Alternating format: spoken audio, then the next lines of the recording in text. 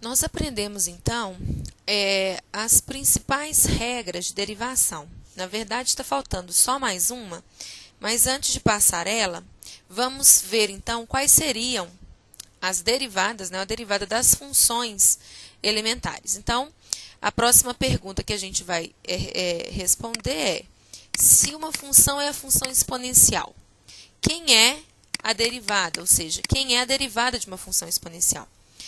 Bom, o que a gente tem que fazer é aplicar a regra de derivação.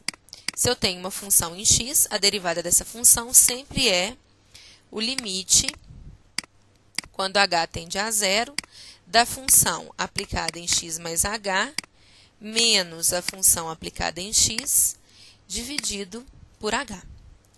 Como a função é uma função exponencial, a gente sabe que a elevado a x mais h é a mesma coisa de a elevado a x vezes a elevado a h menos a elevado a x, tudo dividido por h. Então, aqui eu posso colocar o a elevado a x em evidência. Isso vai ficar limite, quando h tende a zero, de a elevado a x, que multiplica a elevado a h menos 1 dividido por h. O que a gente tem nesse termo aqui é exatamente o limite fundamental já estudado. O que nós vimos é quando h tende a zero, a elevado a h menos 1 sobre h é uma indeterminação, mas as manipulações com esse limite nos falam que ele tende para ln de a. Então,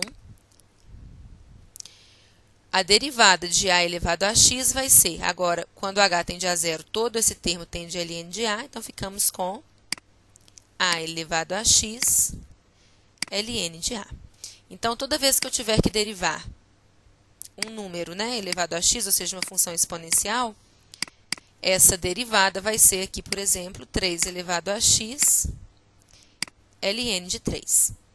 O interessante de notar é que se eu quiser derivar exponencial, isso é elevado a x ln de e. E ln de e é sempre igual a 1. Ou seja, a função exponencial é elevado a x, a derivada dela é sempre ela mesma.